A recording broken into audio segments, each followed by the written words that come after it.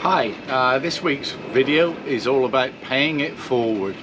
It's a trait that you find in a lot of cruisers, not everybody, but the majority, when a fellow cruiser needs help, either with time, advice, tools, spare parts, other cruisers front up and offer assistance. I seem to do it quite often. I enjoy it, it helps people out. And this video is about a cruiser that I met about a month ago, and his engine keeps cutting out and his fuel filter's blocking up. So this video was all about rust and algae in black iron diesel tanks in an old Hans Christian. So today I'm going to cover what we did to try and resolve the problem, and I hope you enjoy the video. It was dirty, smelly and horrible work, but I think we came out with a good result. Enjoy the video. Thank you. If you remember, a few months ago I had a friend of mine stay on my boat who came to look at this boat, put an offer on it, but it had a previous, it was under contract. That contract went through, so Kevin went to Mazatlan and bought Hans Christian Christina, which I will be doing a walkthrough video on in the next couple of weeks. But Martin, the new owner of this boat, has problems with the fuel tanks and possible the diesel's dirty. We're not sure, the bottom of the tank's dirty. So today we're going to take some samples from the bottom of the tank, transfer the diesel out and stir up the bottom of the tank to see whether there is any debris down there. Although the tanks were taken out 2 years ago, so we're not anticipating too much or if any dirt in there, but we just want to check because the engine cut out a couple of times the other day, and when he checked the rake or filters, they were dirty. So there is something in there. We just want to know whether it's in both tanks or it's just in one tank. So a lot of today's video is going to be about taking those samples and emptying the tanks and you know, trying to get the confidence back that the engine's not going to cut out again. So I hope you enjoy. It's going to be messy, dirty and smelly, but hopefully we're going to come out with a positive positive result. Martin's wife Wendy has instructed him not to wear one of his best t-shirts. He's got to put a work t-shirt on, which she bought from Walmart yesterday. We're gonna lift this on as well. As with every boat project, you have to rip the damn thing apart to get at anything. Martin's wife Wendy has left. Tells me, oh, I just cleaned it all up. Well, sorry, but I have to be here, and that's where we have all our stuff. Now I know why Wendy's gone to the beach. Oh, I know exactly why. Just suck it up. Put it in your container. Put your finger over the end. I got it. The container is right there.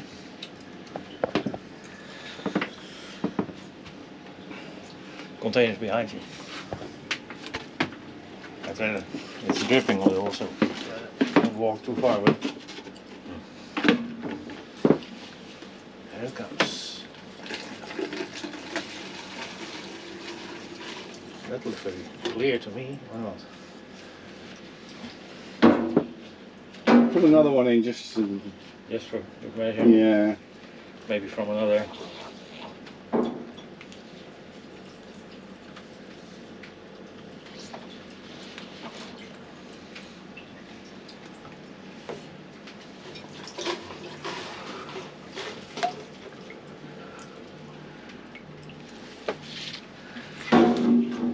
Let's have a look at that.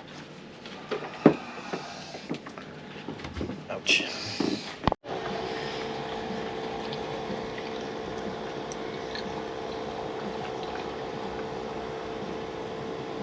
Much left in the bottom of the bottle?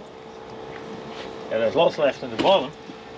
But I mean, it's because of the filter entrance is lifted this far, right? So there's no way. So that separates the water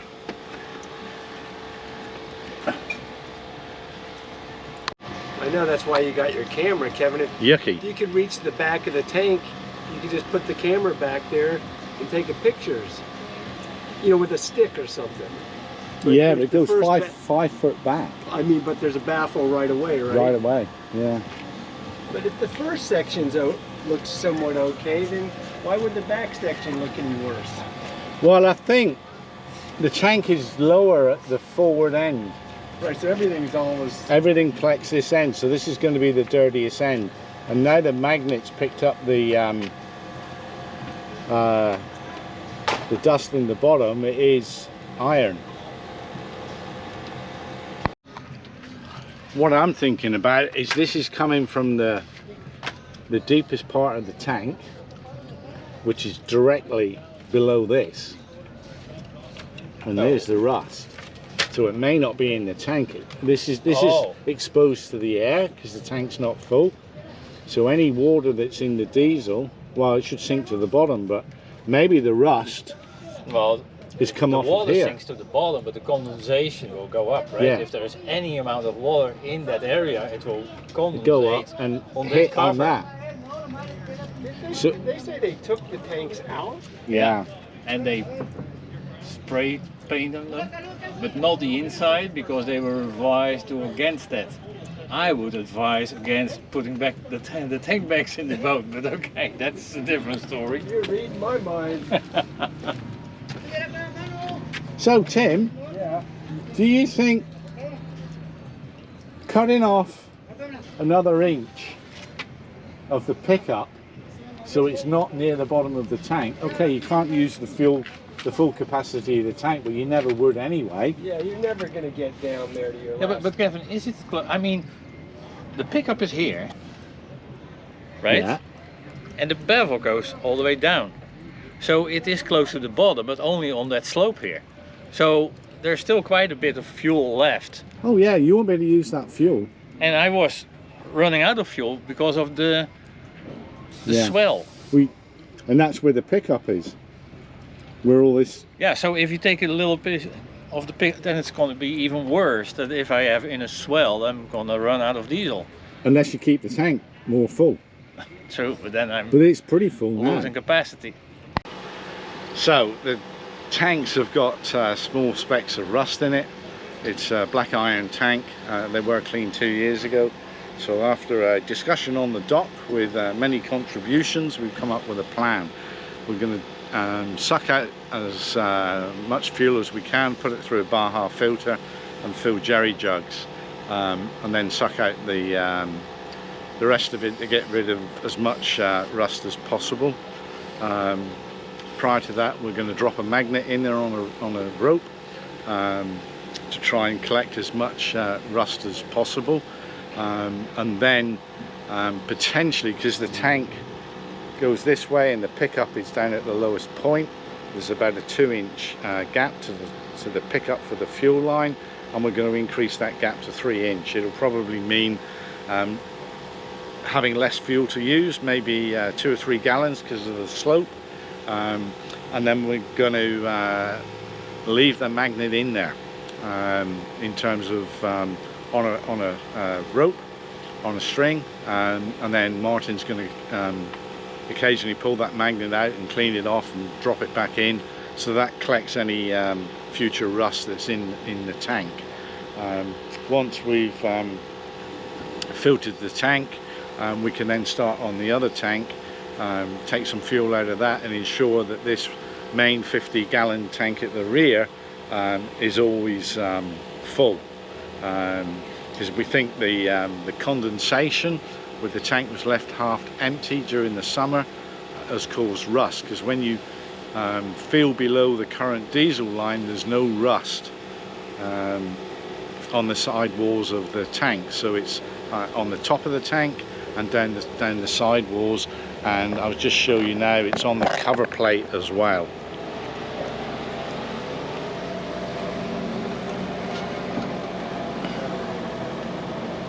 So that's all dropping into the tank. So clean this off and reduce this pickup by about 1 inch, and keep the tank as full as possible, that at all times. Hopefully we might pick up some in the filters in the early stages, but you can change the fuel filters and hopefully get to the point of having one reasonably clean tank unless you're out in really nasty weather. We've drained 15 gallons so far through the filter. Okay. Hang on. Okay, that's fine. Yeah, it's keeping up with it.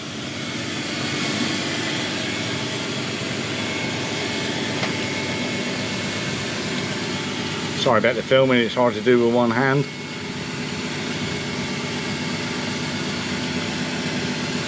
We've probably got another 5 gallons to go before we get down to the bottom, and we're just using a drill to run a little pump.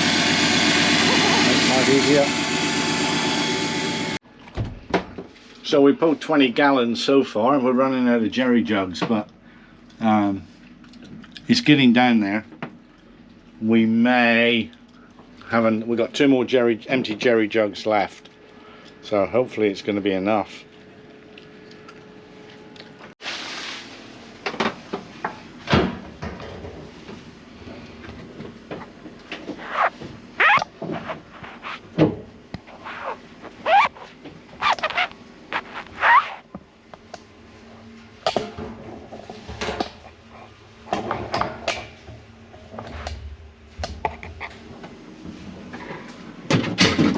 Oh shit. So here we go. You can now see the tank is about as clean as we're going to get it. Of course we can't get it the other side because the baffles are in the way, but I think putting a magnet in there in that bottom corner will at least stop the rust coming up. And if we give it a shock load of antifungal, put 20 gallons back in, it's a 60-gallon tank, and put enough antifungal in there on a shock load for 60 gallons, it should be completely overkill and get rid of the rest of the black fungi that's line the bottom of the tank. So a result. So now that's all left to do is to put 20 gallons back into the tank and a shock load equivalent to 60 gallons of fuel.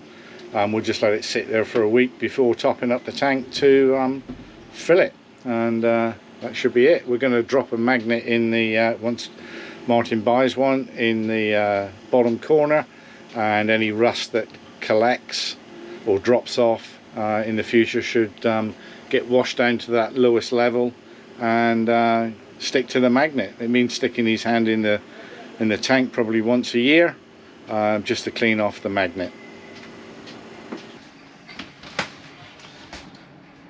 Hey, thanks for watching this week's video. Hope you enjoyed it. Paying it forward, fantastic.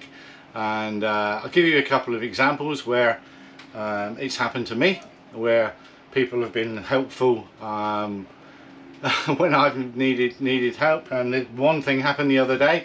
My flip-flops are wearing out. I actually repaired them with 5200. They've still got some life in them, but Wendy on Mapache, the boat that I helped with the diesel tanks, went shopping at Walmart the other day, and I went over for drinks the other night, and she bought me a new pair. Hey, she wouldn't take any money for them at all. Said she'd be hurt if I offered, so thanks very much, Wendy. And as I say, I try and help people as often as possible. If I see people coming into a dock, I drop what I'm doing and give them a hand coming into the slip. The person that is my go-to person is Bill and Julie on Voyager. They've helped me over the last 10 years. If I don't know how to do something or I need a hand doing it, I just have to call Bill, and he's over like a shot. He knows boats inside out, and it has helped me on numerous occasions on some small projects and on some major projects, and thank you for that, Bill. Paying it forward, great. Within the cruising community, it's abundant. It's not everybody. I must say there are some people that will sit in their cockpit and watch somebody come into a slip and just sit there and watch them, regardless of whether they're in any trouble or not. But on the whole, 90% maybe would offer assistance, and that's what this video was all about, helping a fellow cruiser that had an issue. I had the time and was more than willing to offer assistance. This week I've also offered help to another cruiser who had a problem with his anchor windlass.